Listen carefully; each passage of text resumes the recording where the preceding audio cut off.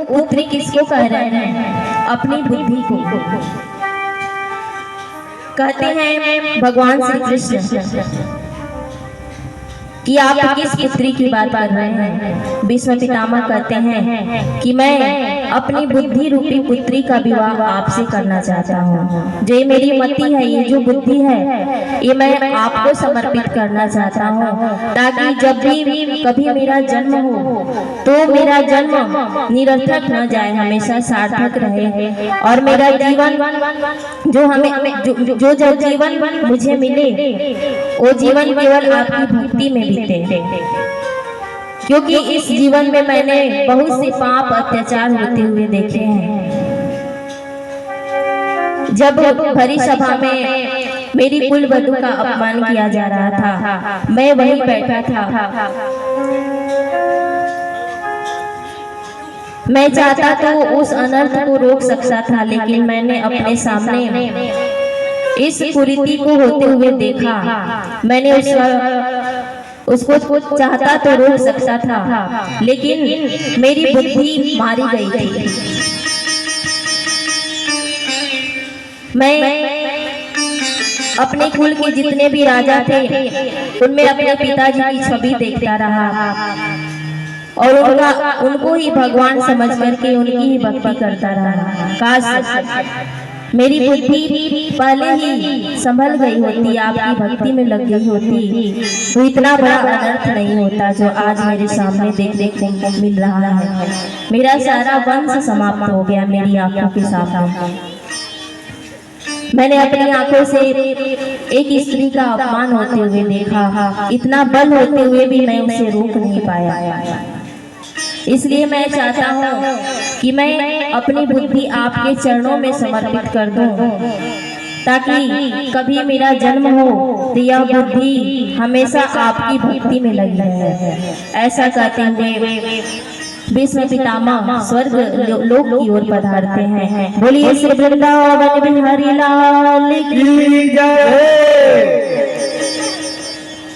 इस प्रकार से उदाहरण दिया गया है कि भक्ति कैसे करें। तो मन का उदाहरण गोपियों से दिया गया है और बुद्धि का उदाहरण भीष्म पितामह। कार्य करते हुए भी भगवान को हमेशा याद करना चाहिए। कोई जरूरी नहीं है कि हम संसार को त्याग कर करके साधु संत बन करके ही भगवान को पा सकते हैं। अगर ऐसा होता तो कर्माबाई को भगवान कभी नहीं मिलते। जो संसार में रहते हुए भी भगवान की दर्शन पाती हैं, भगवान की भक्ति करती हैं, उसी प्रकार से हमें अपने घर कभी नहीं छोड़ना चाहिए और सदैव उनको याद करना चाहिए। उनकी भक्ति के लिए थोड़ा बहुत समय निकालना चाहिए। बोलिए श्री वृंदावन बिहारी लाल। कथा आती है गोकर्ण जी महाराज के पावन चरित्र की। तुंगभद्रा नदी के किनारे एक ब्राह्मण रहा करते थे, जिनका नाम था आत्मदेव। बड़े ही धर्मात्मा थे, बड़े ही ज्ञानी थे, पर उनके यहाँ बस एक कमी थी, उनकी कोई संतान नहीं थी। लेकिन जो उनकी पत्नी थी वो स्वभाव में बिल्कुल उनसे उलट थी। जितने धर्मात्मा आत्मदेव जी महाराज थे उतने ही झगड़ालू स्वभाव की उनकी पत्नी थी। जब तक झगड़ा न कर ले तब तक भोजन नहीं पचता था। होता है ना, हर गांव में हर शहर में कुछ ऐसी माताएं बहनें होती हैं जो बिना वजह की लड़ाई झगड़ा करती रहती हैं। आप लोगों की बात नहीं कर रहे हैं, आप लोग